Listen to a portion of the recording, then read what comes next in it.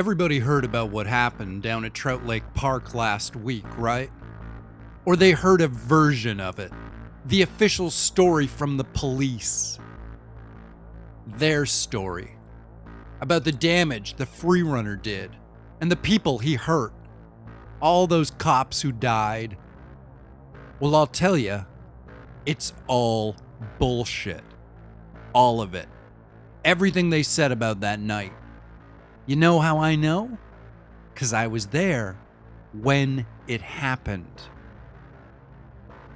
They faked a hate crime to lure him in. Can you believe that? Can you imagine going so low that you'd use those sorts of tactics? Who does that? Local law enforcement, I guess. Whatever that means now. They had a bunch of plain-clothes officers, white dudes, pretend to attack another officer, a black dude. They'd cleaned out the whole Trout Lake area and staged the thing in the middle of the rec center parking lot, so it was just them and a big, unmarked blue van. They were calling the black dude all sorts of shit, stuff I wouldn't repeat, and making out like they were beating on him.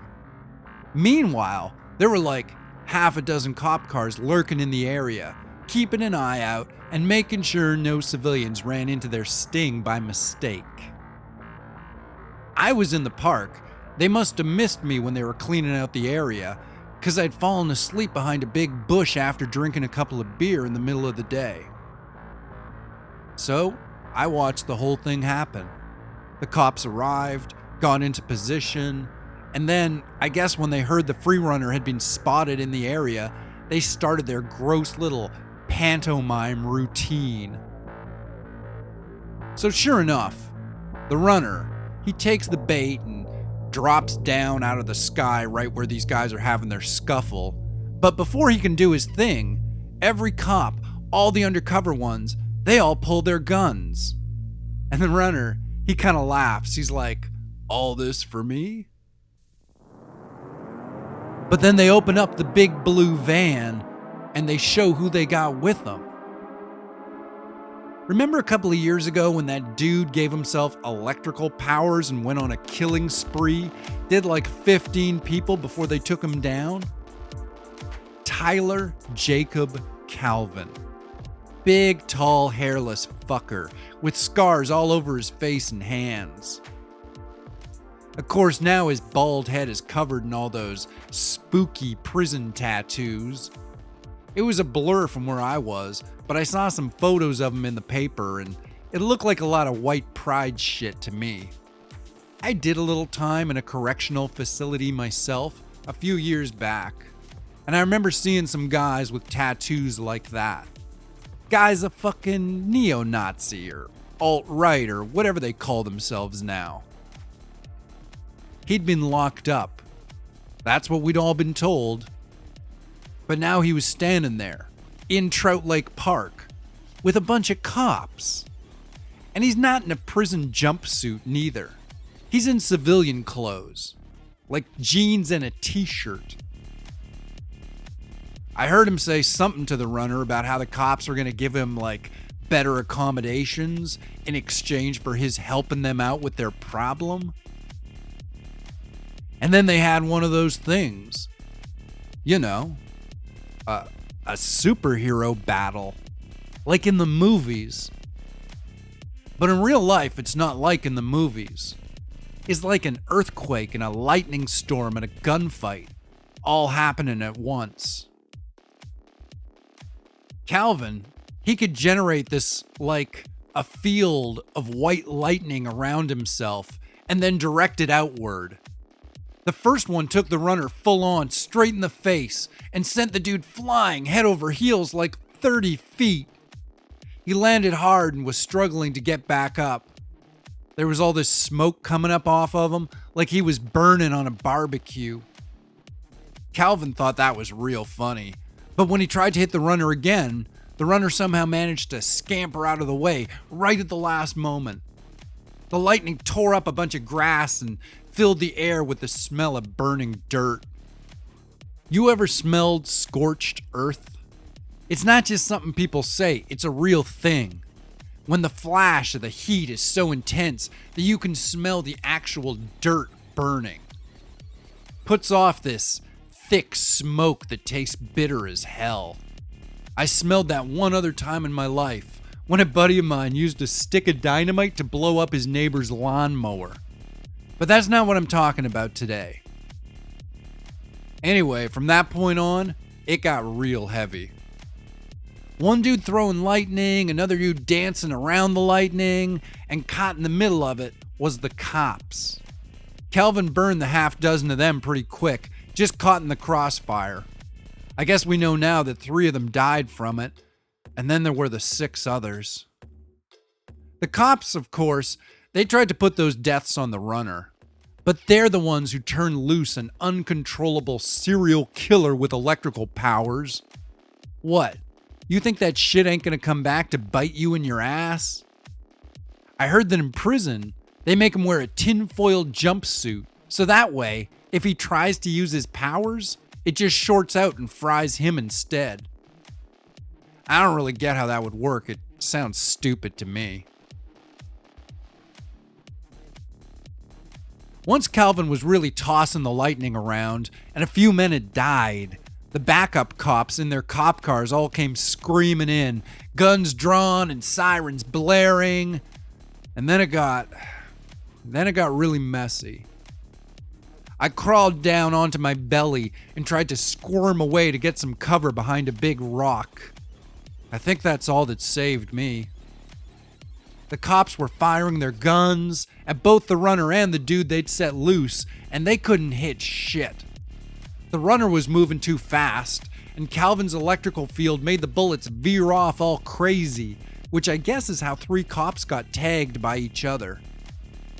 I think Calvin got frustrated, trying to hit the runner and missing, and that's when he started outright frying the cops. It was pretty gross.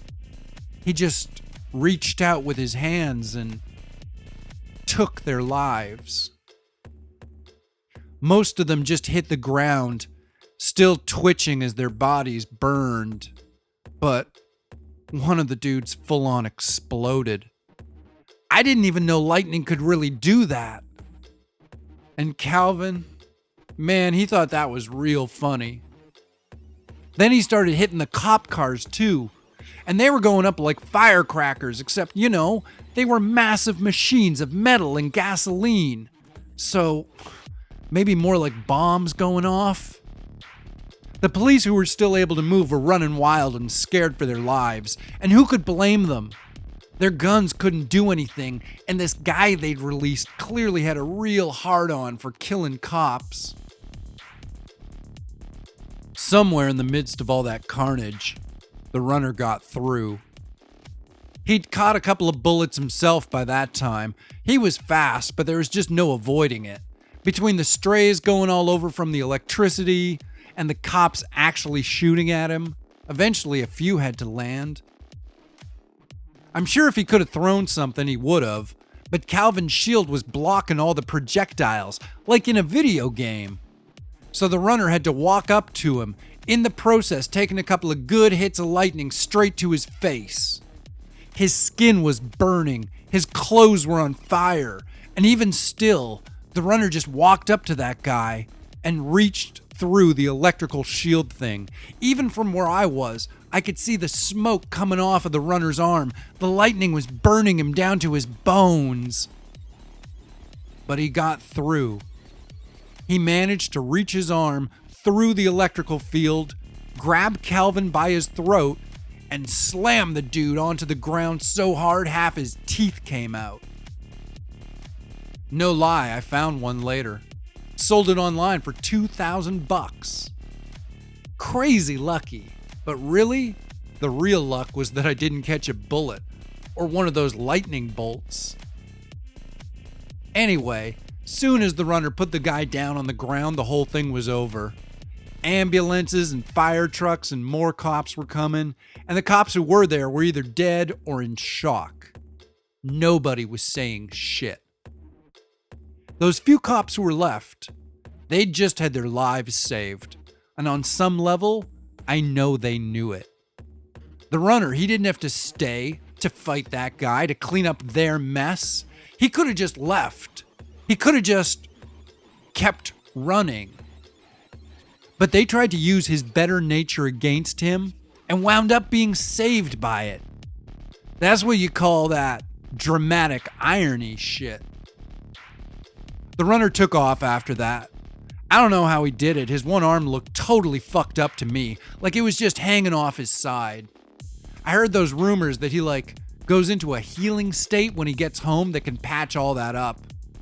I don't know if it's true, but I haven't seen any evidence of those injuries whenever he's shown up since that night. Some people think I made the whole thing up, that Calvin was never there. There's this other story, the official story, about how the runner attacked some cop's car, blowing it up, and that caused some other cars to blow up, and that's what killed all those guys. It would be a pretty big deal, except the cops involved, the survivors, they're not really saying shit. Like they know they can't deny the official story and still keep their cop insurance or whatever, but they also aren't so comfortable talking shit about the runner now that they've seen him put his life on the line to save theirs, even after they tried to fuck him over so bad. Some people say I made it up. Why would I make any of that up? What do I get out of it?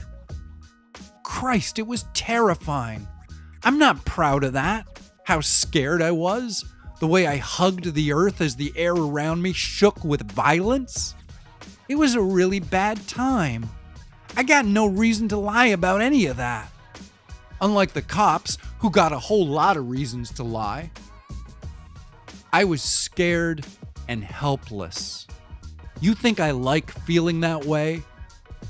Nobody likes feeling that way. I don't know about the runner. Personally, he kind of creeps me out. But he put himself through some serious pain just to save the lives of some people who tried to hurt him. Seems like that should tell you what you need to know about that guy's character. Anyway, at least I got paid for that tooth.